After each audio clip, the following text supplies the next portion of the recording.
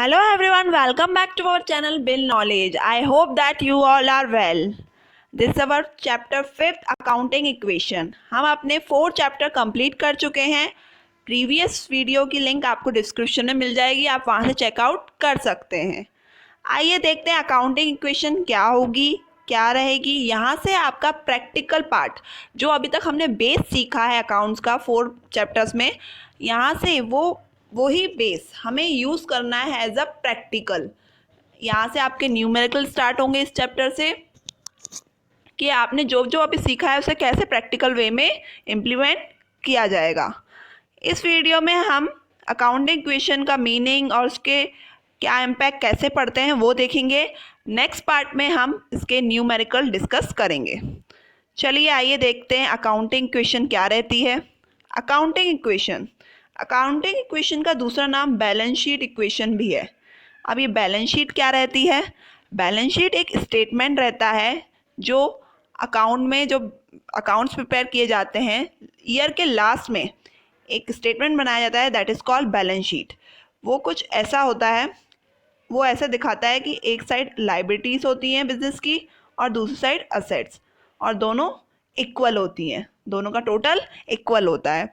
वो statement balance sheet जो statement है ये दिखाता है कि बिजनेस में कितनी लाइबिलिटीज़ हैं और कितनी असेट्स हैं. उसी तरह अकाउंटिंग इक्वेशन भी यही बताएगा कि कैसे क्या कितनी असेट्स पे इम्पैक्ट पड़ रहा है और कितना लाइबिलिटी पे पड़ रहा है. तो जो भी बिजनेस में उसके दो साइड इम्पैक्ट पड़ेगा. हम कई बार डिस्कस कर चुके हैं डबल एंट्री सिस्टम में कि जो भी ट्रांजेक्शन होगा उसके दो इम्पैक्ट पड़ेंगे. फॉर एग्जांपल अगर हमने कुछ परचेज किया तो गुड्स आया और कैश गया. ऐसे ही सेल किया तो गुड्स गया, कैश आया. अगर हमने फर्नीचर परचेज किया, फर्नीचर आया, कैश गया.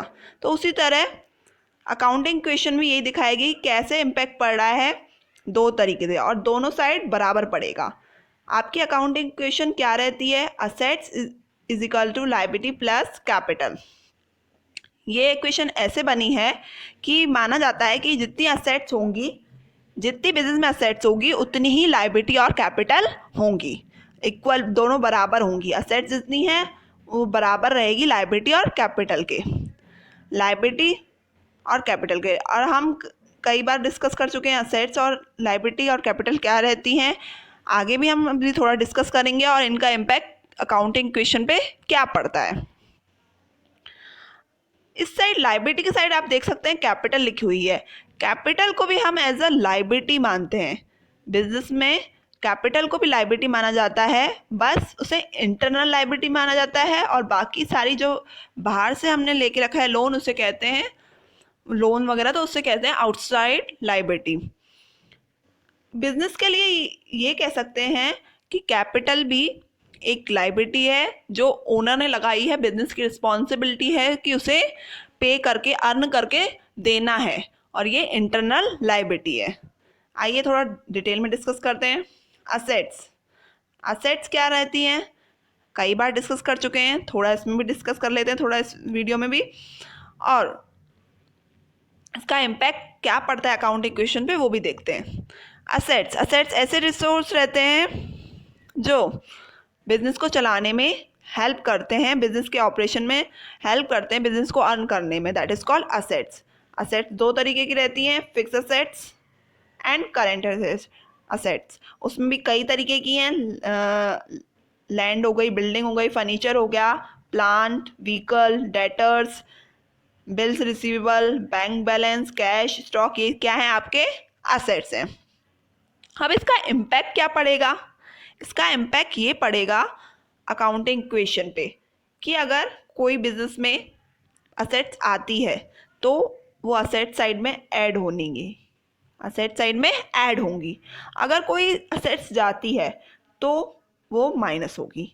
अगर कोई असेट्स आती है तो ऐड होगी, अगर कोई असेट्स जाती है तो सब्ट्रैक्ट होगी. इसे हम सॉल्व करके और ज़्यादा अच्छी तरह समझेंगे आगे. लायबिलिटीज़ क्या रहती है? बिजनेस की वो रिस्पॉन्सिबिलिटी जो बिजनेस को पे करनी है. किसी आउटसाइडर से लेके रखा है मनी, उसे पे करना है, दैट इज़ कॉल्ड लायबिलिटी. अब कई तरह की लायबिलिटीज़ हो सकती हैं. कुछ लॉन्ग टर्म रहती हैं, कुछ करेंट रहती हैं। फॉर एग्जाम्पल बैंक लोन हो गया, क्रेडिटर्स हो गए, बीपी हो गया मतलब बिल्स पेबल, आउटस्टैंडिंग हो गया कुछ, अगर कुछ आउटस्टैंडिंग है, शॉर्ट टर्म लोन हो गया, और बैंक ओवरड्राफ्ट। ये क्या है? लायबिलिटी है जो बिजनेस को पे करनी है। अब इसका इम्पैक्ट क्या पड़ेगा अकाउंटिंग इक्वेशन में? अकाउंटिंग इक्वेशन में इसका इम्पैक्ट ये पड़ेगा, अगर लायबिलिटी बढ़ती है, अगर हमने कोई लोन ले लिया तो उसे ऐड करना है लायबिलिटी में। अगर कोई लोन पे कर दिया तो लायबिलिटी कम हो गई तो उसे सबट्रैक्ट करना है लायबिलिटी में। अब देखते हैं कैपिटल। कैपिटल क्या रहती है?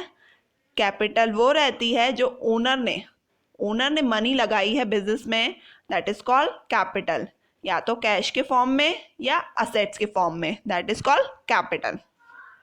अब कैपिटल जो बिजनेस में लगाई गई है वो बिजनेस की रिस्पॉन्सिबिलिटी है, ये भी एक लायबिलिटी की जैसे ट्रीट की जाती है, कैपिटल भी बिजनेस की रिस्पॉन्सिबिलिटी है कि बिजनेसमैन को अर्न करके देना है। और ये क्यों है ऐसा? क्योंकि माना जाता है बिजनेस अलग है और ओनर अलग है। हम ये प्रिंसिपल पढ़ चुके हैं, बिजनेस अलग है और बिजनेसमैन अलग अलग एंटिटी है, दोनों सेपरेट एंटिटी है। तो बिजनेस को अर्न करके देना है जो पैसा ओनर ने लगाया है, तो एज अ रिस्पॉन्सिबिलिटी है बिजनेस की, उसको किसको? बिजनेसमैन को अर्न करके देगा एज अ प्रॉफिट। तो ये क्या हो गई? एक तरीके की लायबिलिटी हो गई बिजनेस के लिए, इसे कहते हैं इंटरनल लायबिलिटी कैपिटल को।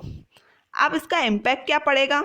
इसका इम्पैक्ट ये पड़ेगा अकाउंटिंग इक्वेशन में, अगर कैपिटल आती है बिजनेस में तो ऐड करनी है, बिजनेस में कैपिटल आया ओनर तो ऐड करनी है।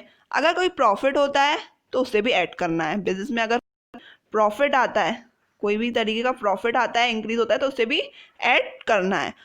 अगर इसका अपोजिट होता है, लॉस होता है, तो वो क्या करना है? सबट्रैक्ट करना है। वो क्या करना है? कैपिटल में से सबट्रैक्ट करना है। और अगर ड्राइंग करता है बिजनेसमैन, ड्राइंग क्या होती है? पर्सनल यूज़ के लिए कुछ पैसा बिजनेस में से निकाल लेना, कैश में भी या असेट्स फॉर्म में। अगर वो निकाल लिया बिजनेसमैन ने तो कैश क्या हो गया? कम हो गया। तो ये क्या होगा? कैपिटल में से सबट्रैक्ट होगा, ये कैपिटल में से सबट्रैक्ट होगा। आइए पिक्चर के थ्रू थोड़ा और डिटेल में जानते हैं। आपकी अकाउंटिंग इक्वेशन क्या रहेगी? Assets is equal to liability plus capital. ये जो शेयर होल्डर इक्विटी लिखा है इसका मीन कैपिटल ही है, कैपिटल। अब असेट्स आई तो ऐड करनी है, अकाउंटिंग इक्वेशन में गई तो सबट्रैक्ट करनी है। इसी तरह लायबिलिटी अगर बढ़ती है तो ऐड करनी है, कम होती है, पे कर दी तो कम हो गई तो माइनस करनी है। और कैपिटल का क्या इम्पैक्ट पड़ेगा? कैपिटल में 2-3-4 इम्पैक्ट पड़ेंगे आपके। अगर कैपिटल आती है, बिजनेसमैन लाता है, उसको ऐड करना है। अगर प्रॉफिट होता है तो उसे भी ऐड करना है, बट अगर लॉस होता है तो उसे सबट्रैक्ट करना है कैपिटल में से। और अगर ड्राइंग जाती है, मतलब बिजनेसमैन ड्राइंग निकालता है, तो उसे भी सबट्रैक्ट करना है कैपिटल में से। ये करना है हमें अपनी अकाउंटिंग इक्वेशन में। जो भी ट्रांजेक्शन होगा उसके 2 इम्पैक्ट पड़ेंगे और दोनों साइड इक्वल पड़ेंगे। अगर सपोज कीजिए कोई ट्रांजेक्शन है 5000 का, यहाँ इम्पैक्ट पड़ रहा है असेट साइड में, तो इस साइड भी 5000 का पड़ेगा, इक्वली पड़ेगा। जो भी इम्पैक्ट पड़ेगा दोनों साइड इक्वली पड़ेगा। और सपोज कीजिए ऐसे भी हो सकता है कई ट्रांजेक्शन में कि 5000 यहाँ इम्पैक्ट पड़ा, ऐड हुए, और यहीं पे इसी साइड असेट साइड ही माइनस हो गए, तो क्या हो गया? 0 हो गया। 0 इम्पैक्ट पड़ा तो इस साइड भी 0 ही आएगा, मतलब 0 ही पड़ेगा। तो ऐसा ही पड़ेगा कि दोनों साइड इक्वल अमाउंट आएगी और इक्वल इम्पैक्ट पड़ेगा। हम इसे न्यूमेरिकल के फॉर्म में और ज़्यादा डिटेल में नेक्स्ट वीडियो में डिस्कस करेंगे। आज के लिए इतना ही। If you like this video then hit the like button and subscribe our channel for more updates. Thank you.